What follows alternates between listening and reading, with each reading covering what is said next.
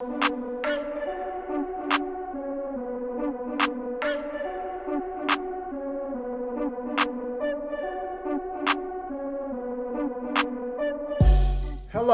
and welcome to Roasting the World, where we offer an adversarial perspective on today's cultural issues. We do it for the intelligent culture. I'm your host, Keenan Robinson, and I have a special guest today, a special dear friend of mine. Your name is? Kenji Wood. Tell us a little bit about yourself, Kenji. I'm born and raised in Nashville. Work in the health industry, do medical billing, but homegrown Nashvilleian, Southern love, just love helping and being around others. Absolutely. And you said in the healthcare field. So our topic today to be roasted is mental health. Now, mental health is an area of our culture that I feel has really not been explored as much as it needs to be, especially when dealing with traumatic situations, or just going to therapy for whatever. You could be going through a divorce or whatever it is that the things happen. I personally, I didn't even hit therapy until I was in my mid-30s. And I've been going to therapy for quite a few years now, and I feel like it's had a very good effect on my mental health as far as being able to uncoil some of the things in my head and some of the situations that I've dealt with, and able to just find a way to get some straightening, so to speak. Right, yeah. So I'll let you kind of jump in and speak about your expertise in the area, personal experiences, or anything that you want to tell the people. Well, I'm not an expert. However, I will say I've dealt with mental issues all of my life since childhood. And I truly believe that in our culture, we were taught young where whatever you have going on, you keep in house. You don't take it outside and have others outside come into your business, because they may not have what is best for your best interest. Right. So I was at least taught, you come to your parent, you go to a close family member. Well, at times to me, I feel like the closest people to me are who I'm having an issue with. Right. So who else am I able to talk to outside of them to be able to get a clear understanding of who I am and what I am going through at this time? Right. And I want to say it probably didn't happen for me where I felt comfortable enough to reach out for therapy probably until I was in my mid-20s. Okay. And again, I have dealt with ADHD as a child and as an adult. I've dealt with anxiety, depression, and I have no problems in telling anyone who will listen. I have been diagnosed with bipolar and manic depression and things of this nature, and been put on all kinds of medications and was not properly managed on it. Mm-hmm. So then I went down the spiral of, you can give me the meds. The meds are going to put you on that high that you want. It's going to crash you out at a certain point, but then when you crash, you don't know who to turn to or who to talk to. Right. So then that's when the lashing out comes into play. Mm-hmm. Abusing either yourself, you may abuse others, be it with words or physical abuse. For me personally, I would take it out on myself, I was good about either eating or beating myself up verbally without others hearing or knowing what's going on, and then I can turn around and get dressed and go back outside the door the next day and act like nothing's wrong with me. So you were able to put on that mask. Right. It's a mask that I believe that in our culture we wear well. Right. Okay. So in my situation, I had a lot of childhood trauma that, I mean, maybe I didn't get enough hugs growing up. I don't know. Or, just that parental child love, because I didn't grow up in my parents' house for the most part of my life, and then dealing with bad relationships. Right. As a man in society, we're told, don't show emotions, don't cry, don't be hurt. You're a man. So we always have that face on, and sometimes when we go out in the world, yes, we have to have that. But when we come home, we have to have that same face on. We have to be strong and say, well, no, nothing's going on. I'm fine. Everything is good. Right. And that's trauma. It's trauma. And you can't, it's tough to express that. And it came a time when I was just exploding everywhere I was. You know, it will be in my work life. Somebody said the wrong thing, we got a problem. My personal life, somebody said the wrong thing, we have a problem. And I recognize the common denominator is me. So when I find that the common denominator is me, I was able to say, okay, how can I handle this differently? What do I need to do to be a better version of myself? And it wasn't until I was talking to a young lady I was trying to date, and when I met her, I just told her everything, because I really liked her. I told her everything, like, yeah, I'm adopted, and this happened to me, and da-da-da, which was, I don't think it was a mistake, but it was, you know, that's not how you're supposed to start. Right. But anyway, she said, I have a recommendation for you. And I was like, what's going on? What you talking about, girl? And she said, I think you need to seek some therapy. And when she said that to you, how did you take that? It was the first time that someone had actually said that to me. Right. Non-judgmentally, or just, this is just how I feel. And she followed that up with, I've been through therapy and it helped me because I was going through something, and I can feel the pain in your voice. I feel the realness and the truth that you're telling me, but I also feel the pain, and I feel like there's some issues you need to work through. And we ended up having like a 3-4 year relationship. You know, I was so appreciative because once I got into therapy, that relationship was better because I was a more healed person. I wasn't fully healed, but I was healing. And I was going through that process, and I was like, oh, this is how you handle that. Just a quick anecdote that my therapist told me. He said, you know, back in the day when we lived in caves or wherever, huts or whatever, you go outside, you see a bear, a lion, your anxiety is up. Your fight or flight is there. Boom. Okay, I got to fight or I got to run. Right. When you get back to your place of living, you're safe. It goes back down. You put the rock in front of it, you know, whatever you're doing. But in today's society, there's no bear, there's no lion, there's nothing jumping out like boom. It's a slow progress. It's, you get into it with your wife or your husband at home. That moves you up a little bit. Your kids not listening to you. They get in trouble at school. That moves you up a little bit. Somebody cuts you off in traffic, give you the finger, cuts you out. That moves you up a little bit. You get fired from your job or reprimanded some kind of way. That moves you up a little bit. The thing is, you stay here. There's no de-escalation. And that is the problem, that we're stuck here, and our normal selves is here. So we're on fight or flight all the time.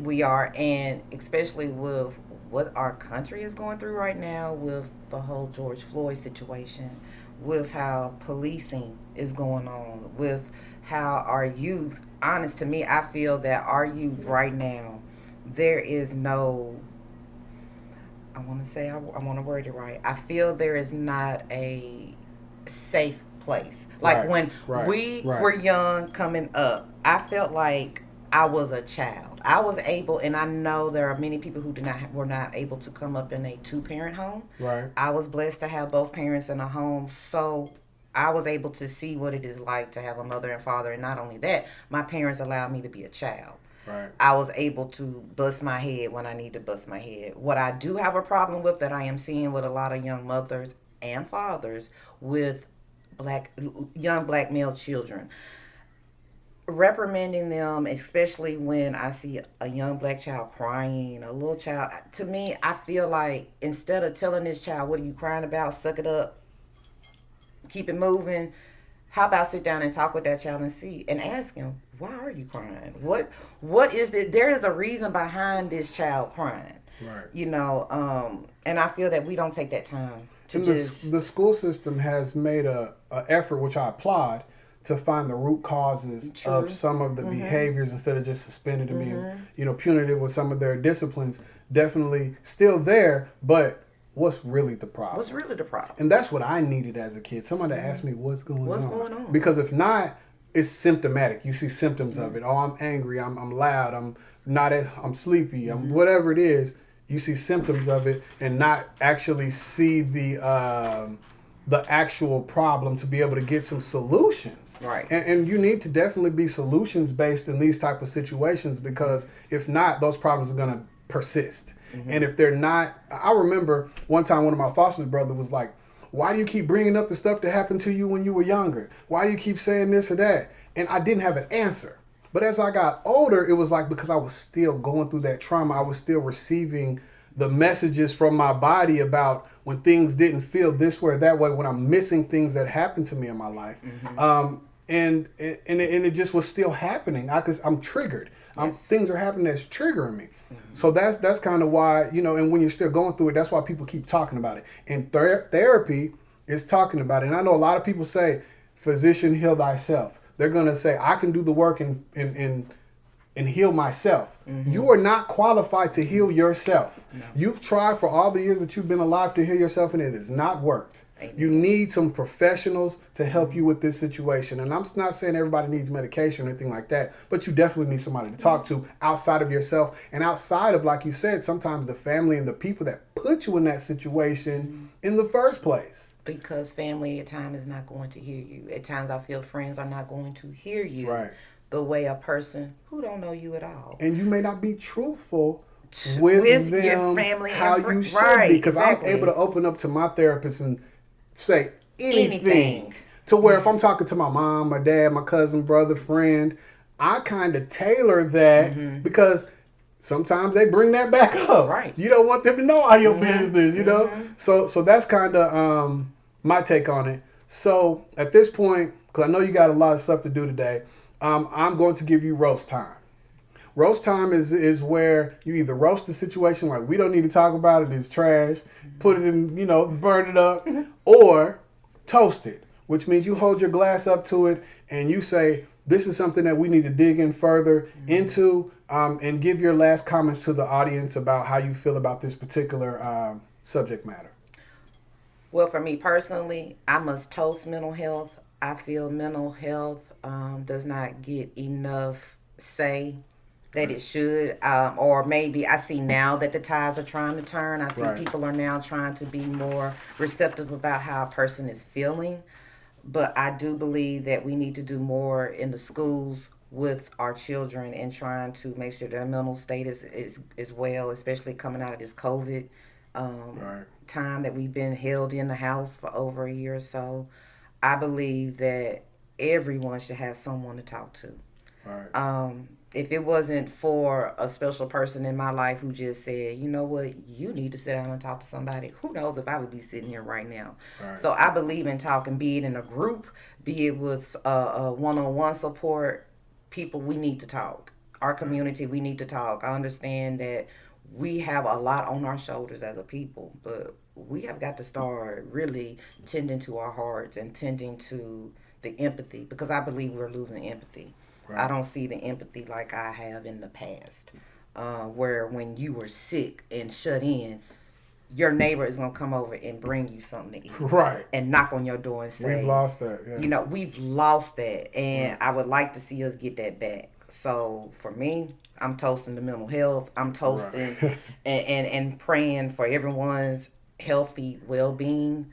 And I just pray that we all just take care of ourselves better health-wise, And of course, mental health goes along with us eating right and drinking water and getting all the good nutrients in that we need. And again, that goes back into another subject within our city and communities that we need to work on. But, I do believe that we can at least talk. We gotta talk. One thing that you said kind of stuck out to me, and I'm going to end in a second. When I talk to people that have been shut in and they don't have a network of family or friends that have been sheltering in place, they're losing their minds because you have to sit there with yourself.